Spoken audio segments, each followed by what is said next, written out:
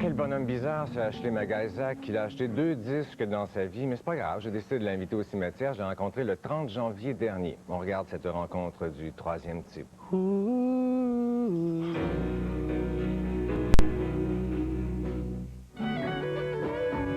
I got a CD player this Christmas from my mom. Yeah? I haven't used it yet, but I also got a broken one from my manager, and I'm going to use it as a prop on stage and smash it.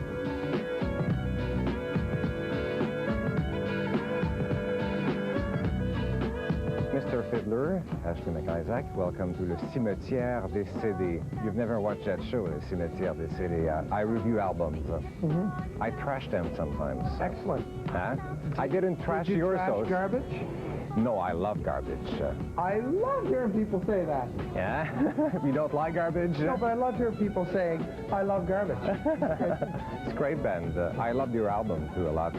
And I think you're the first guest we have on the program that actually only bought 2 albums in his life. Yeah, well... You're supposed to give me 5 albums, and you only bought 2, you know... What did you buy? I can think of 2 albums that I've actually... Now, I bought fiddle records, some of fiddle players that nobody would know. And they're mostly cassettes. Well, lots of Cape Breton fiddlers. I mean, that's my own type of music. Buddy McMaster type of music. Natalie McMaster type of music. You know, the Rankin family? Yes. That sort of They're stuff. big.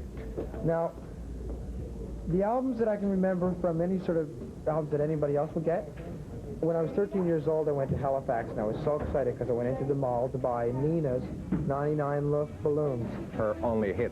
Well, I remember seeing her on a few TV shows, and it was always TV that was sort of what caught my eye, because I didn't listen to the radio. So I Really? You didn't listen to the radio? No, I never listened to the radio. Why? Because, I never noticed it, because there were songs, and I was playing tunes, and I never listened to words, so I needed to see pictures. So, of course, I watched television. Then I see Nina, I bought that one. Okay. Well, that was number 1. Yes. The second one I bought was after I came home from New York. I was in Halifax, and I was in a store, and I seen records for sale. I had started going into record stores a few times. And there was a RuPaul promotional copy of 5 remixes of Back to My Roots. Why in the hell were you attracted to RuPaul? Oh, RuPaul is tremendous. I love RuPaul. Yeah? Yes. Well, can't you just picture RuPaul in her dress, his dress, George as he is, and me in my kilt just swinging a few tunes around on the stage? That would be... have you ever met RuPaul? I have, yes. Yeah, I've done a gig with RuPaul in Toronto, and I met him in New York a few times, just as a man, and I have a great idea of which I'm going to do, I think, eventually with him, and this is what it is. It's a remake of ABBA's Dancing Queen. Yeah? Step Dancing Queen with RuPaul. I think Erasure did that. Are you familiar with Erasure, a British duo? Were they step dancing? No. Well, no. Then they didn't do that. So that was the ABBA. second one. Are you a fan of ABBA? ABBA? Well, I never really knew them, no. I mean, I can remember that song, Dancing Queen, because it was a pretty big one, I guess, on the radio. I would have heard it going to hockey practice. So there was that, and then the rest of the albums that I was inspired by were some 8 tracks that my brother had. Like what? There was Beatles 8 tracks around the house, as well as all kinds of old American stuff, like old country stuff that my parents had that were on vinyl. And I just, because there was music there in the house, I figured it was enough. So if I wanted to listen to something, I would put on one of our old records, some of the 78s or 8 tracks or vinyls, or play my own music. So I never bothered going to buy records. And that's really why I don't have a collection of new albums. Aren't you curious about other artists' work? I'm curious about other artists' work, but I'm not particularly curious about the work of artists today. Really? Because the work of artists today is what's actually happening, and I consider myself to be somewhat my job to be part of that. And I like to see what it is, but I just like to know the idea of what's happening. I don't have to really get into the work, so I can know what's sort of hip, but I'd rather listen to old stuff that's already been done and sort of learn what I missed. The new stuff, well, that's going to be around in 10 years' time. I can listen to it then. Then it's going to be old. So, and you like Green Day, too? Well, that's... Now that I've started watching videos a lot. A lot?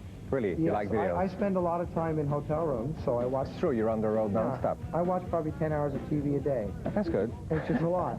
It's late night programming, and the biggest thing that I've gotten from Much Music in Toronto is the excitement that I get from watching Geek Stink Breath, which is Green Day's video. And not only is it a wonderful video, but the song is, for me, the best song that was ever written.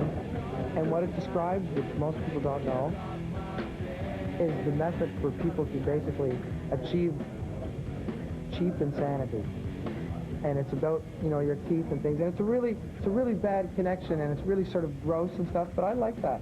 So I thought it was a really good song that they did, and I give my hats off to Green Day. See, I use my hair like this, sort of. You know what? There's a guy who works here in the Much Music place that has hair just like me. Yes. And I think maybe that's because he might be into Green Day too. Maybe not, but they might have... He's the producer of Facts. See, he's over there.